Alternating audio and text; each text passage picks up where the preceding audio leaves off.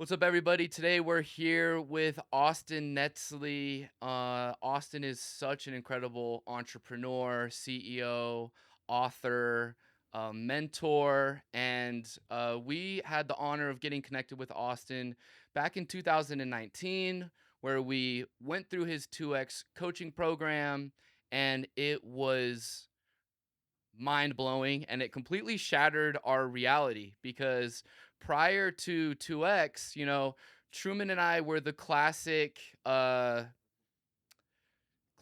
two-man company that were just doing everything ourselves. We were pretty much just self-employed. We weren't entrepreneurs at that point, and we just loved making videos, had a video production company.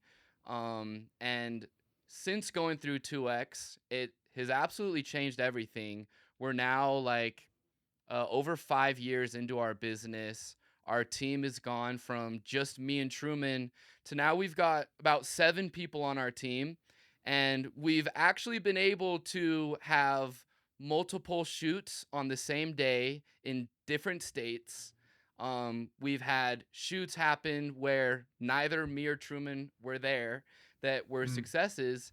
And, we're still implementing, and it's really slow brewing, a lot more slow brewing than I expected getting into entrepreneurship. I thought, okay, once we learned all these things within a year, for sure, we should be at this point.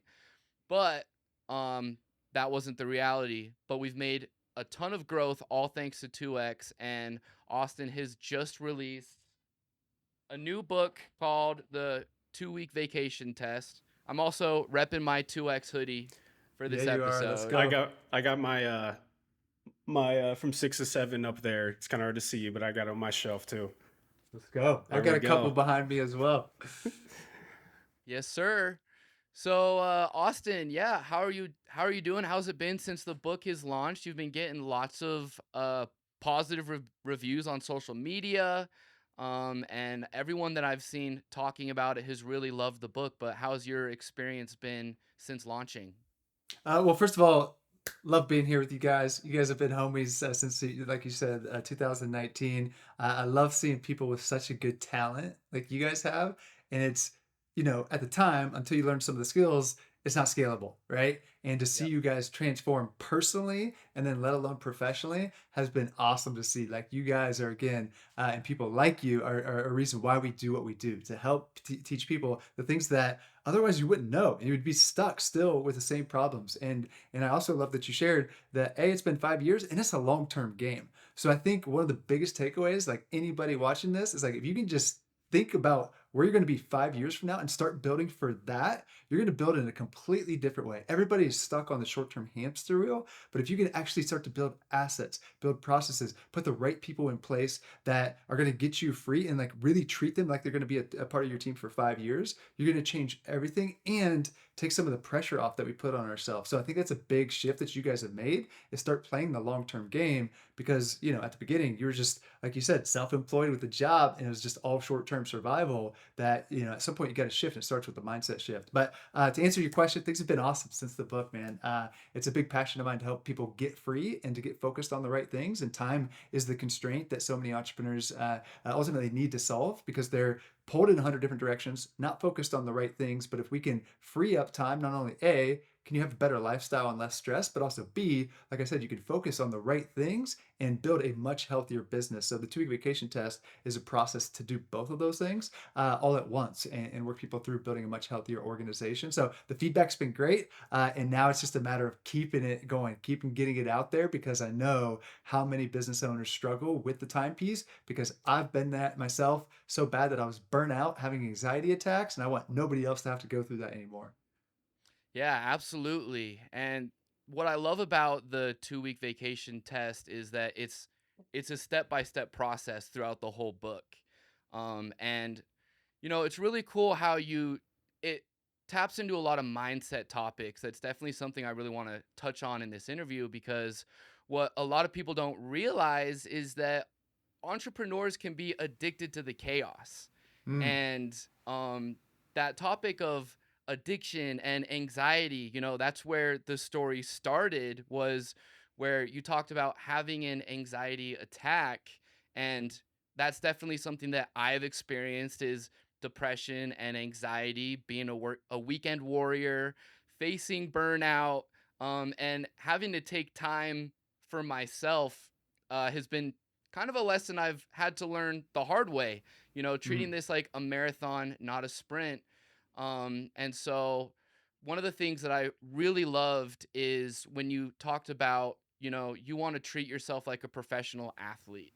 And mm, I actually noticed a lot of similarities from your book and an interview that we recently did with a NFL player named Bronson Kafusi, who's been in the NFL for 7 years, and he really was touching on the impact of mindset, having a mindset coach, journaling, and a lot of those topics of treating your business or entrepreneurship like an athlete really resonated with me. So I'm curious of where that idea came from for you, and maybe what athletes have inspired you. yeah, yeah. Well, first of all, I grew up as an athlete, so I feel like a lot of Yeah. what I talk about like just comes from that perspective. But it actually all started with our first 2X client.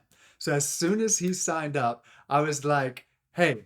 He didn't even get off the call yet. He had just, gave me his credit card information or whatever, and I had known him for a while, so it was a pretty easy sell. But at that point in time, I was like, Perry, you are officially a different person. I want you to treat your wife differently. I want to treat you to treat your kids differently. I want you to eat differently, sleep differently. Your mindset is instantly changing, and we're going to take you to the next level. And part of that was again the health and treating yourself as a professional athlete. But to get to the next level, the first chapter, Truman, you mentioned the book From Six to Seven Figures. This is like the roadmap to build a seven-figure a company. The first chapter is all about mindset. And if I had a first chapter that wasn't a step-by-step into a vacation test, it would be all about the mindset. So like everything starts there. As soon as you start to shift your perspective, that leads into your thoughts, your actions, your beliefs, and everything else on down. So that's where it really begins. But the big thing, like a lot of people say, how you do anything is how you do everything. I think that could be taken out of context in some ways, but it's really important to shift your mentality and start to really protect yourself and your mindset. There's a great documentary with Warren Buffett, and Mm, it's kind of contradictory because every single day in that he's going and getting breakfast at Yeah. McDonald's. Yeah. But at the same time, there's this great point in it. He's like, imagine if you're 16 years old and for your birthday, you get this car and it comes with a caveat. This car is the only car that you're going to have for the rest of your life, right? It's the only car. How would you would treat that car completely different? You would wash it. You would definitely keep up on the maintenance. You would really take care of it, right? It's like one car that you're going to have for the rest of your life. Well, that's your body, right? So think yep. about that's your body. So like we have to treat ourselves as if like we're protecting it and we're keeping the maintenance and we're getting the proper sleep and we're getting the proper rest, knowing that we're playing the long game, that we're like, you are the asset is the point, right? And that's the same thing. It's like if you want to have more success in business, if you want to have a better business, if you want to have more success outside of business, if you want to have a better relationship, whatever, it all starts with you. You are the asset. If you are taking care of that, then everything else can start to become easier. But oftentimes as an entrepreneur, we start to focus on everybody else's priorities and everything that we have to get done, that we forget to take care of ourselves. And as a result, we can't take care of our family in the proper way or our business or our clients or anything. So it all starts with yourself is a long-winded way of what I'm sharing there. Yeah. Let's talk about the mindset a little bit more of like what makes a bad mindset and a good mindset for a business owner. Like I can relate with the bad mindset of like wanting to do everything myself. Like I think Yep. that that's a huge thing that I'm still trying to let go of, and I Yep. think that as creatives, like a lot of our audience and a lot of the people in our network are creators and like, graphic designers, video people, photo people. We got into it because we loved the craft, right? But Yep. that bites you in the butt later on when you're trying to build a successful business because you keep finding yourself getting into fulfillment and all of those things. And Yep. that's been a lesson of trying to step away, but still have the mindset of like having your pulse on things. And so like, what have you learned throughout your years of working with thousands at this point entrepreneurs and business owners of like what makes a good mindset and what makes a bad mindset when trying to scale a proper business? Yeah, well, one of the biggest ones is, can you let go? Because what got you here to one level of success will not get you to the next. So every level of success that you transform into, the first step is you have to transform yourself. And the biggest piece is you have to let go and shed a lot of what got you here, which is really hard to do because you get to that first level of success as a creative by being the creative yourself, being the driver, being the one that's doing it. But like again, that will only limit you to get to the next level. And again, there's a great story of 15 smoke jumpers. I shared this, I think, definitely in the first book, probably in the second Hmm. book as well. But 15 smoke jumpers, which is a wild career. But these 15 smoke jumpers, they jump and get dropped into and parachute into this wildfire, and they're trying to stop the fire from spreading because, like, wildfires can be insanely expensive and damaging and deathly. So there's 15 of them. They jump in. All of a sudden, the winds shift, and now they're starting to get surrounded by this fire, right? And there's only one way that they can escape, and it's up this crazy mountain. And that's what entrepreneurship is. It's this crazy mountain that we sign up, like that we're gonna go climb. It's hard and it sucks and yada yada, right? So of those 15, only 3 survived, and they did this big study afterwards to understand what was the difference between the 12 and the 3. How did the 3 survive? Was there any links? And they saw there was very clearly one commonality. The 3 that survived let go of the heavy weight that they were holding on. They let go of the big packs and all the gear and all the things that they were trying to stop. They said, I can't get there. I got to shed the weight to get up that mountain. The other 12 did not let go of that weight. And as a result, they weren't able to escape and get up the mountain. They didn't let go of it fast enough. So that's basically the thing, is like, can you let go and can you continue to redesign yourself as you go to the next level? Because guess what? As soon as you get to that next level, whole new shift, whole new person, whole new reality that you have to create, and you have to evolve yourself again. That's why so many people get stuck at certain levels and unfortunately stay there. And then they stay there for long enough that all of a sudden their vision, like that they used to have this big dream, it goes really small, and they just start to Mm. believe like, oh, I'll just accept, okay, I'll just accept this, and they totally have to change. And that's okay if that's what you want, but a lot of people want to have big success and a great lifestyle, and like, my job is to teach people how they can have both and continue to evolve each step so that both of those can continue to expand. That's awesome. I've definitely noticed in my journey, letting go has been a struggle because there's also fear attached, like, Oh yeah. I want to be the one to keep editing the videos because I'm so confident in my editing. And so there's fear when I have someone else edit that it's not going to be as good or there's going to be mistakes. And so, how do you, as an experienced entrepreneur, combat fear in your daily life? The biggest thing is that it happens gradually over time. So, like, every single day, you should be pushing the edge just a little bit, right? Mm, Every single day, you should be retraining your lizard brain that you're in control, not the lizard brain. All right. yeah. So, this started many years ago, and I learned it from, I think it was Noah Kagan. And he basically talked about going into a Starbucks and asking Mm, for yeah. a discount, and then he also talked about talking to somebody in an elevator or whatever. And I was like, you know, and I know Noah now; he's an incredible guy. And I, as an introvert, those were like 2 incredibly scary things. But I went out and did them.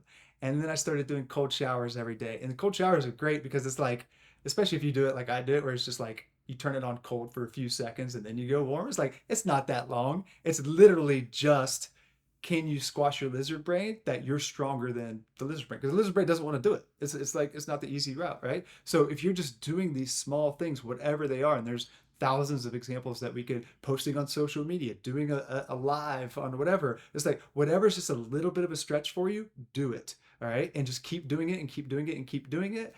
Because like, when I started out 9 years ago, it's like, not one person would say I'm a risk taker by any stretch. Not one person would say Mm. I was able to tackle fear by any stretch. And here I am 9 years later that, I mean, yes, I deal with mindset issues every day, like we all do, but like, I don't have a lot of fear, and like, I don't care about the small things, not even close to, what I did 9 years ago, because that's so many micro steps over time that you just retrain yourself.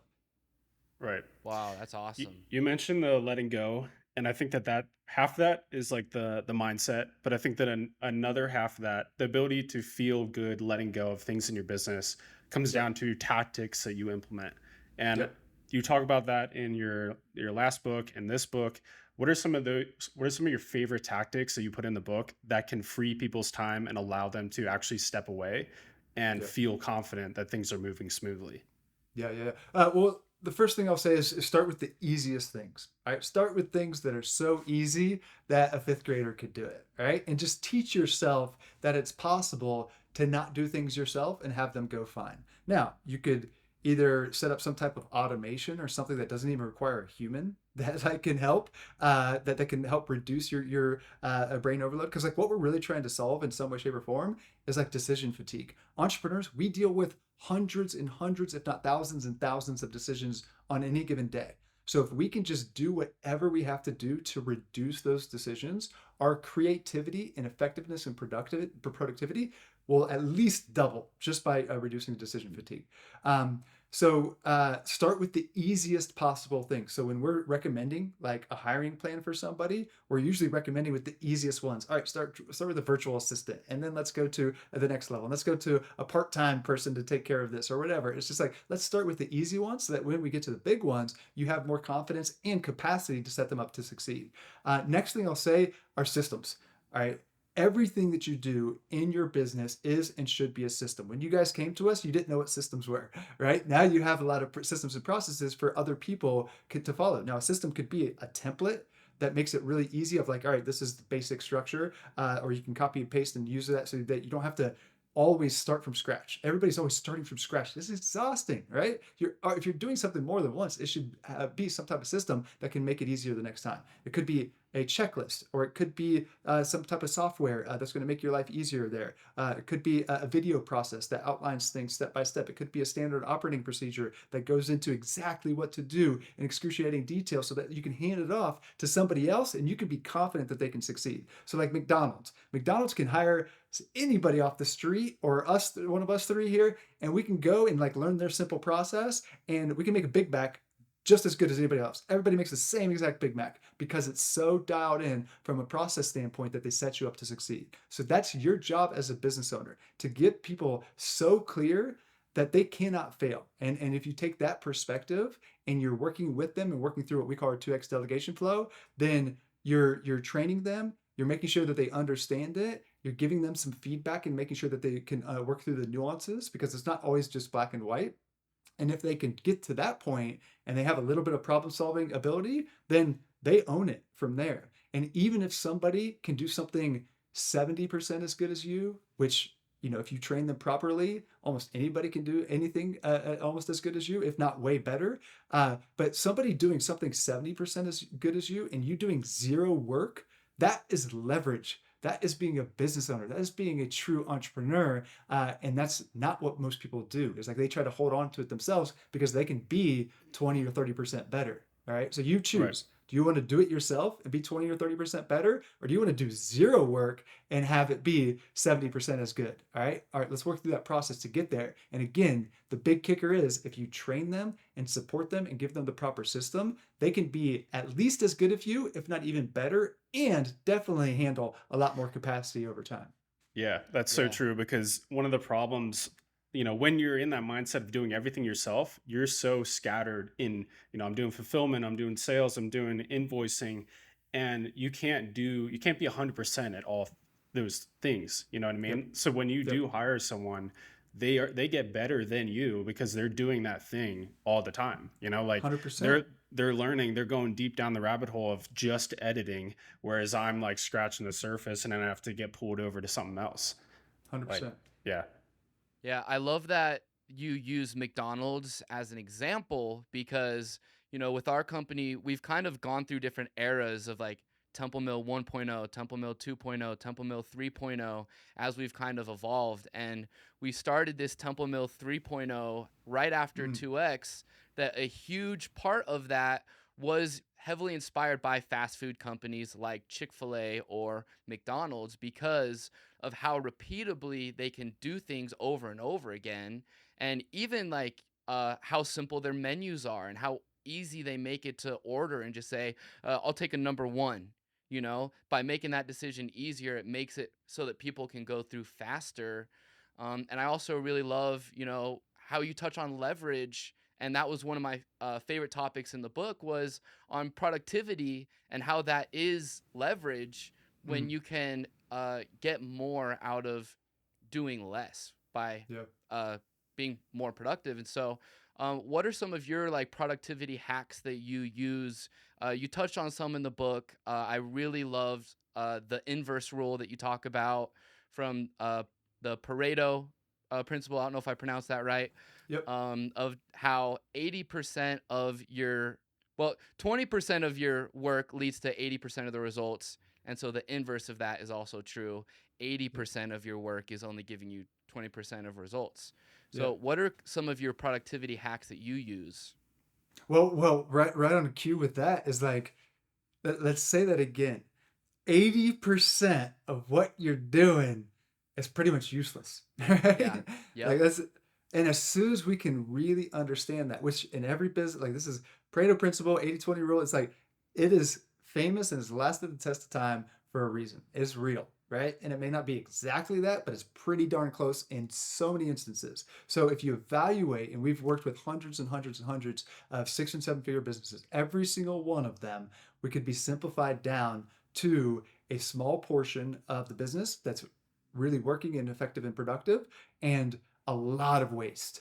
And we see oftentimes 40% that we can cut out and basically not have any detrimental impact much of it all. But we get so tied to it, like, oh, we think we have to do that, and we think that we need that client, we think that we need this, when in reality, all it's doing is taking us away from something that's much more valuable. So what we need to do is like evaluate and understand, all right, what's in that 80% of work and input and effort that we're doing that's not really super impactful. You may think that it's required, but it's like not super impactful. And then start to evaluate what things of that you can cut out. Like the best form of delegation is simply cutting things out. Now it's scary to do, but one of your biggest jobs as an entrepreneur is to be able to simplify. All right. There's so many pieces in a small business that if you don't simplify, you're going to be overwhelmed and not ever be able to take time off, not ever be able to focus on the right things. But also, you got to think about your team. Your team is just as overwhelmed. All right. They've got a lot of things. They got their own life going on. They don't care about the mission as much as you. It's not their baby.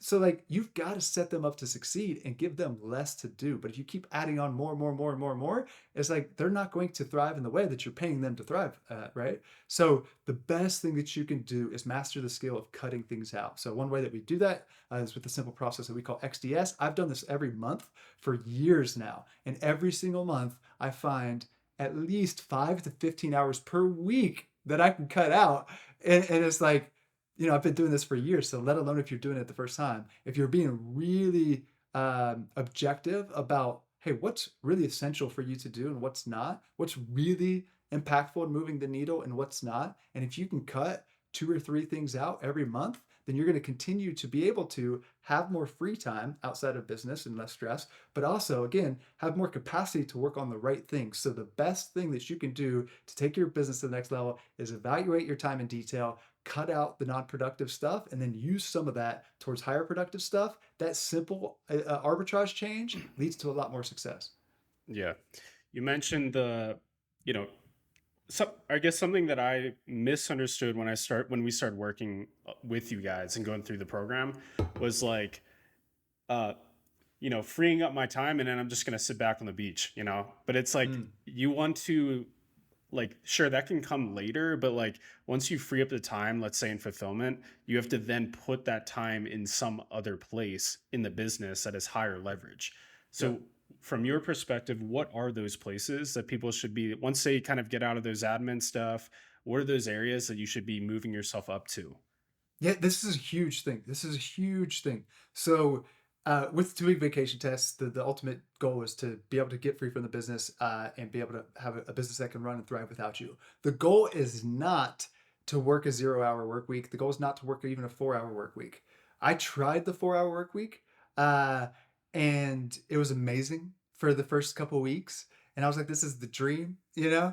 And then I quickly actually got unfulfilled. I was like, no, like this is this is cool and all, but like I'm bored. Like I felt like I had a big mission, purpose. Like I want to make an impact. I wanted to create. I wanted to do things. So I think what's my personal opinion, if you have big goals and dreams, like what you want is to be able to have that and be able to have something that you want to work hard like for, but not be so stressed and reactive and pulled in 1,000 different directions, and especially on things that you don't like in doing, right? So that's the whole goal of the 2-week vacation test, is to separate you so that you can be fully in control of your time so they can go towards the right things. Because I like to work most weeks. I'm going to work like a good amount. I'm going to work 40, 50 hours a week. And I like that. Sometimes I work more than that because I like that, but I don't have to work at all. Like I'm going on my next 2-week vacation test here in a couple weeks. Guess what? I ain't going to worry about the business at all. I know the team's going to thrive. I know our client's going to thrive. It doesn't need me, right? So having that flexibility, that's the real power position. And that's what I want people to get into. So I went on that quick little tangent. Truman, I forget your initial, the highest impact things. Yep. No, so your job as a CEO is to set the vision, make some of the big strategic decisions, make sure that cash is handled, make the big team decisions, and protect the culture, and then drive growth. And that last one is where the vast majority, because like setting the vision, that's not going to take 30 hours of your week, right? Like that's going to just like take some initial time, and then you're just constantly iterating, make sure everybody's clear on where you're going. Some of those big strategic decisions, same thing. But like freeing up time to be able to focus on strategic growth, that's where a lot of people get stuck, is like they're pulled in 100 different directions. Again, as we talked about, most of which is not really important or not really impactful. And a lot of it's not towards real growth. And as a result, they stay stuck and they look at it and they're like, all right, I know I worked hard in the last year. I know I made some progress, but like my bank account's not any bigger and our revenue's up by like 10 or 20%, which is good for some businesses. That ain't good in our world. Like, our average client grows by 116% per year. And the reason why is like we free up that time and focus on the right things. So specifically, if you can focus on growth. Now, growth can come in many different forms. It's not just marketing. It's not just getting more leads. It's not just running ads or doing social media, right? It's focusing on strategic growth of how can you create a world-class offering that is going to convert better? How can you create much better fulfillment that clients are going to stay with you 3 times longer, that you can charge twice as much, right? How can you do these strategic growth levers, not I'm going to go get more leads that everybody is selling out there because everybody buys it because they're looking for that magic pill. That doesn't work. We got to focus on strategic growth using the right levers. And that's where your job as CEO should be. And that's high impact. Right. Yeah. Yeah, I love Yeah. that. One of the things that also really stood out to me in the book was your done by 10:30 system. And you said when you win your morning, you win your day, you win your week, you win your month, you win your quarter, and you win your year. And one of the things that you said you do as part of your morning routine is you'll review your vision board. And I'm curious, because you're in a very different place from where I am. And how has your vision board, like, what's the difference between your vision board now from when you were 25? I love this question. So a funny story, when I was 25. I was 25, 26, 27, somewhere in there. I was still in the corporate world. All right. So what I did is I printed out this little pamphlet. It was like a little picture book. All right. It had like 12 or 13 pictures. It had, some pictures of the beach and my family and like this person on stage with confidence and several different things. Right.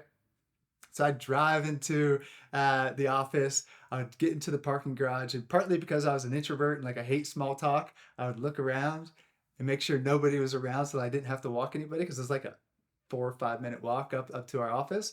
I look around, make sure nobody was with me, and I would hopefully walk by myself because I'd pull out that picture book every single day. I would be looking at this as I was going into the corporate world because I knew my days were numbered. I already had my business on the side that was making good money, and I knew my days were numbered. But I didn't have any confidence. I didn't have the belief, and I was making money from when I started making money on the side with this algorithm I created in my first day trading business to the day I actually left was 2 years. It took me 2 years to build the mindset and confidence to actually leave. But a part of that was seeing my vision board every day. So anyhow, I'm walking up to the office, and it's again like a 4-minute walk, and I'm flipping through the book every single day. every single day, every single day. Then finally, I left the corporate world. I stopped my first business. I went and traveled for 18 months. And I find myself in Thailand celebrating my sister. I took my sister after she graduated med school, and we were celebrating, and we were just like having a good time. We were listening to music. We were having a couple of drinks, and we were looking over the bay. It was the same exact bay that was in my picture, the same exact Oh, sunset wow. that was in the picture, dude. It's kind of like the secret stuff, dude. It was like Yeah. that stuff is real. It was crazy, right?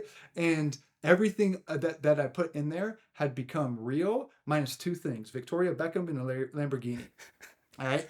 But everything else, from like having confidence, having financial freedom, having amazing family life, having great health, again, having a lot of the different things that were important to me, being on my path of making an impact, like those types of things, like everything had become real, which was crazy, crazy, crazy, minus those couple things. I don't have a Lamborghini on my vision board now, but I still have pretty much the same things related to my lifestyle, related to my family, related to my dream relationship, related to, again, the impact that I want to make. But now what I do is I have text at the top. So this is what I do.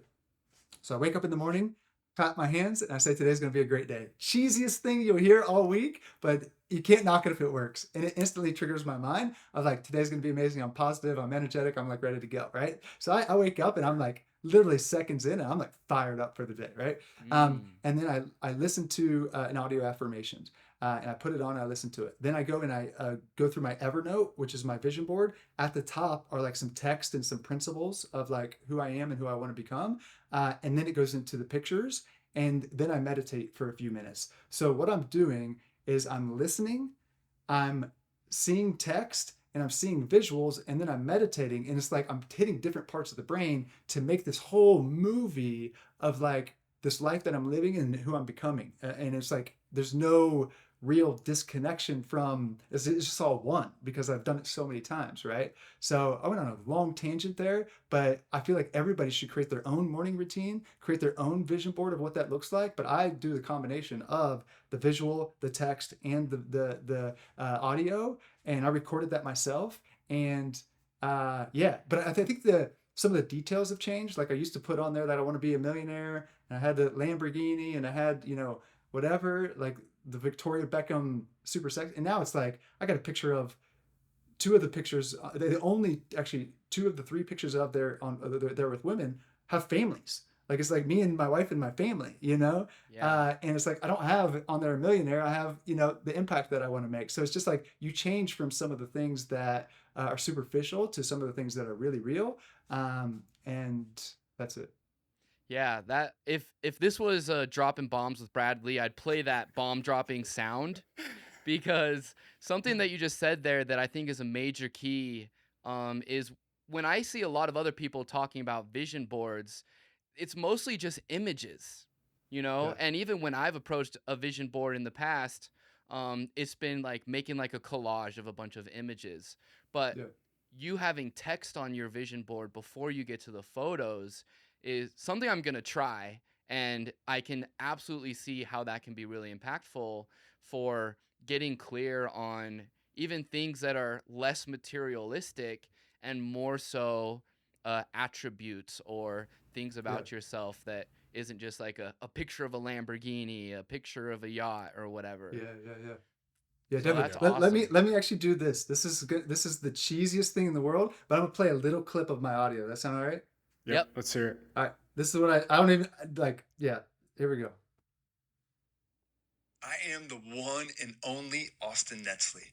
I was put on this Yep. earth for a reason, and I'll be damned if I don't use my time here well.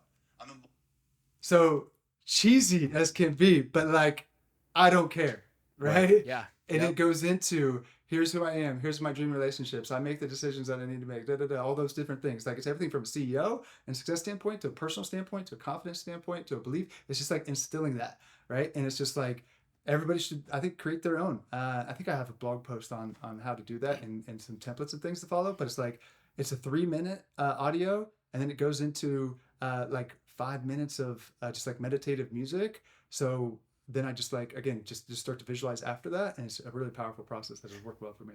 It seems like what you're tapping into is reminding yourself as frequently as possible of the type of individual that you want to become. For the Exactly. like And there's this Ralph Waldo Emerson quote that goes, I'm probably going to butcher it, but it's like, the hardest thing to do is to remain yourself in a world that is trying to constantly change you. And I think Mm. that ritual that you do in the morning, or like the shirt you're wearing, the machine behind you, the little cogs on your shelf, and like, we all know, or we both know Ulysses with like U7. It seems like a lot of the things that you're tapping into are like mental triggers to constantly remind yourself who you want to become. Is Yep. that kind of what you're doing? Absolutely. Everything is identity based, right? Because if you say, here's the thing, is like, it is a wildly distinct difference if you say, I'm not going to smoke tonight, or if you say, I'm not a smoker. I'm not a Mm, smoker Mm. is identity based. That's who right. you are. You're not a smoker. So, like, of course, you're not going to smoke because you're not a smoker, right? Whereas if we have to make a decision, then, oftentimes we're going to fall victim to the wrong decision, right? So, what we're trying to do with all these things is create your own identity. And, like, that's the beautiful thing is like you can design whoever the heck you want to be, whoever you want to be, right? I've lived in a bunch of different cities. I lived in Texas, I've lived in Florida, I lived in California, multiple cities in Texas, most cities in California. And every time I move to a new city, I'm like, this is beautiful. I got to redesign myself. Nobody here really knows me. Yes, I know some friends or whatever, but like I got to redesign myself. And like you can do that every single day. So who do you want to create that's going to create the life and success that you want to have? Like it starts with you. That's what we started this podcast with. Is talking about your success will never far exceed where you are at. So if you want to get to another level, you have to redesign and recreate yourself to be at that level. Then it'll happen, but not before then. Never before then. Right. Yeah, I love Yeah. that. Yeah, I love that was also something that was pointed out in the book is like where you're at today is a reflection of how you did in your business in the past. Yeah. And where you're going to be in the future is based on what you do today to change in your business. Yep. So, one of the things that also really stood out to me was talking about understanding the value of your time. And you Mm. say not all time is created equal, and so I'm curious of, that can be even for me, it's been a struggle of, um, like accepting the value of my time. Like I even will tend to just think my time is worth less than what it might actually be worth. Yep. We'll do Yep. like a high value shoot for someone, or maybe have a lot of projects, and I'll be like, okay, yeah, I feel really confident in the value of my time. And then if I don't keep busy, then it slowly kind of slips away, and I start to find myself doing lower value tasks with my Yep. time. Yep. So is it just a matter of staying busy, or Yep. is it just a matter of being on that incline of, something that was really powerful? You said when you're doing a task that's maybe an admin task at $10 per hour, you're actually losing money Yeah. because your time is worth more than that. Yeah. So is this something that just over time you understand your value and it goes up? Yep. Or do you see with yourself like kind of waves of up and downs, or Yep. do you try and just gradually incline? Lots to chew on here. A couple things. Uh, your time, your brain is literally wired to always go towards getting more dopamine, right? So we get Mm, dopamine by finishing things, by checking things off, by doing easy things. All like basically our brain is wired to go towards the $10 an hour task, right? So yep. it's not a one-time thing and you're good. No, it's a constant thing. That's why I said I'm doing a time evaluation in detail every month, let alone Mm, what you should do every single day, which is the wrap-up routine, which is reflecting on your day. If you yep. really stop and reflect on your day every single day, you look at, did I get the important things done? What worked? What didn't? And you start to have a little bit more of awareness of like, all right, well, I got lost in another 45-minute span on reels, on social media. That wasn't like, if you have more awareness to it, you're more likely to fix it. So definitely be always evaluating and protecting your time. Next is you want to offload full responsibilities. So for instance, if you give somebody a task that's one thing. That means they'll handle it this one time. But if you give them a full-on responsibility, then they'll handle it the next time. They'll be thinking about the nuances of it and like how it impacts other things, right? So that's what we really want to do, is offload and delegate responsibilities. Now, the way to do that is to make sure that we have accountability there, make sure that we have numbers, make sure that we have clear ownership handoff, yada, yada. Because like handing off some tasks, that's where a lot of people start with. But then the next week, they end up just as busy as they were before because they haven't done any of the true systems or true delegation, which is handling offloading ownership. So that's another piece of it. And there was a third element. Oh, talking about the value of your time. Let's say, use the example in the book. I think the example in the book is like, let's say that you want to take home total of $400,000 between profits and distributions. So say that that's the case. All right, if we just use some simple math, let's say that you work 50 weeks a year and you work 40 hours a week. So if we divide that 400,000 by 2,000, which is the total hours that you will work in a year, that means the value of your time is $200 an hour. Okay. Now, what that means is that every hour that you're spending on $10 an hour tasks, you're literally paying from yourself $190. Usually those tasks are things that you don't like doing, right? Sometimes they are things that you enjoy doing, and we talk about that, but a lot of times they're things that you don't like doing. That means you're paying $190 per hour for things that you don't like doing, right? Like that's literally holding you back. And if you evaluate it in that way, then you're going to be more clear to offload those things, or be more clear to be like, man, instead of doing it yourself, you can actually hire somebody and pay it. Because like a lot of times, we don't have a lot of money extra to just like go and hire all these people to do everything. So we just keep on holding on to our things ourselves. And as a result, we never have money to go and hire people. So we just stay in that spot forever. So it's like we slowly got to work up towards that, but understanding and protecting the value of your time. And then the last thing that I'll say on this is with the done by 10:30 strategy, which is a morning routine that's focused on your highest impact work. By doing that, you have intentional time set aside that's very clear on your highest impact things. Now, not 100% of my day are going to be spent on $2,000 an hour tasks. That's just not humanly possible. Elon Musk doesn't spend his entire day on the top, percentile. He has a little bit of things that are a little bit lower than that, right? So, but what we have to do is like every single day, we need that high value, high impact work that we're working on that's moving our business forward. Right. And if we can do that in a structured way before we get into the blur of the day to day, which is again the value of the done by 10:30 strategy, then that means every single day we're getting better. Every single day we're working on the right things, for at least a portion of the day, and then the rest of the day happens. Yeah, that's Love that. awesome. Go ahead, Drew. We're coming to the end here of our time, but I wanted to ask another question of, we've known you since 2019 and we've worked with you in 2019, but there's been a span of time that's passed and now here we are at 2023.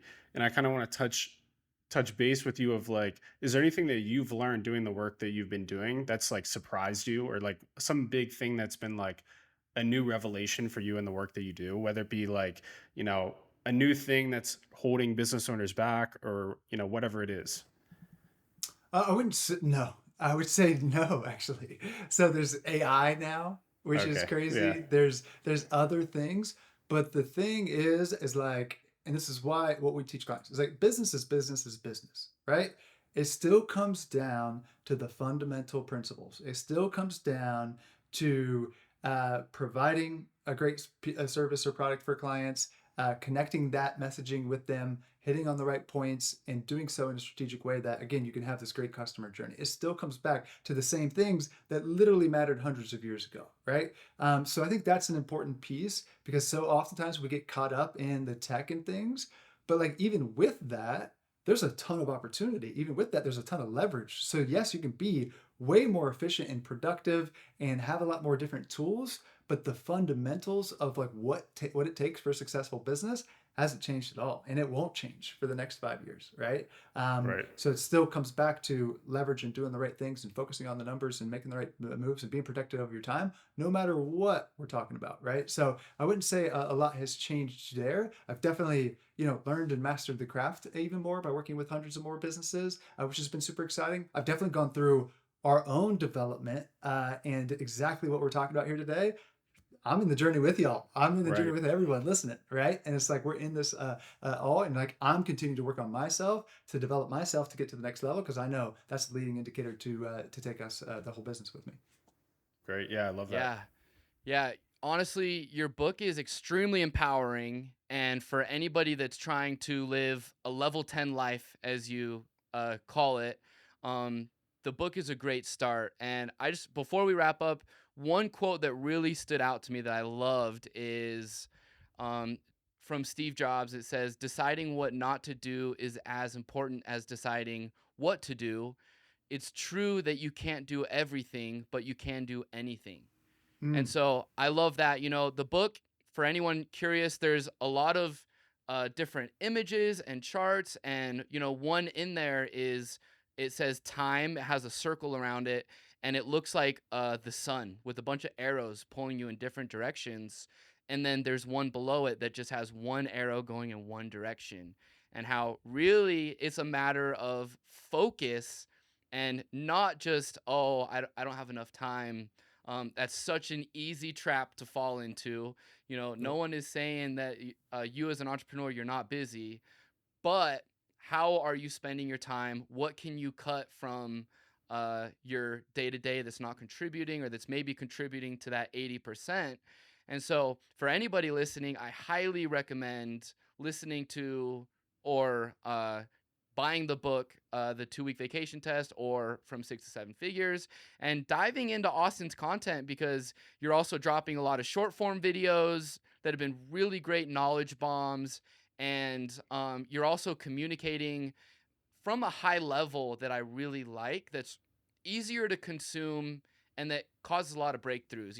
It's not Mm, really getting into the weeds of all this business math and stuff like that. And so if you're a new entrepreneur, you want to be an entrepreneur, you have a small team, or maybe even you have a larger team, like this book is certified full of bangers and bombs. And I think that everybody can get some value from it. So I want to say thank you for writing this book and for everything that you've done for my company, my team, and myself. Because even 4 years later, we're still actively trying to remind ourselves and implementing and trying to be better at doing these things. And so, mhm. um, your message is much needed in this world of noise and new entrepreneurs and social media and distractions and trying to find ways to get focused. Mm, mm. Yeah. Well, again, it's my honor and pleasure. Like you, people like you and everybody listening is like, is why we do what we do. Like, there's a lot of things that I could be doing, but if I can teach people some of this stuff, like that's what fires me up. That's what I feel like my mission is, and I'm excited to continue to do that. So yeah, hopefully we talk about the principles and the things that will withstand the test of time to make people's life easier, but also help them achieve why they started a business, right? Yes, there's the business success, but it's also so much about the stuff outside of business. And if we can get both of those, it's not just about one of them, it's about both. Like, let's make that happen. And again, if I could be a part of that, like that's an honor. Yep. Awesome. Yeah. 100%. Yeah, so everyone check out Austin on social media at Netzley, Netzley. And you can also check out 2X, 2x.co. And you can buy the 2 Week Vacation Test on Amazon. It's like $8, you know, gets here on Prime within a day or two. So you guys got no excuses not to check this out. And we really appreciate all the bombs that you dropped for our audience today. Absolutely. Thanks Great. for having me on. I look forward to being on sooner than 4 years to hear the Yeah. update. But Absolutely. you guys are doing great things, man. And I love to be a part of your journey. I love for you guys to be a part of mine. So thank you, and keep doing what you're doing.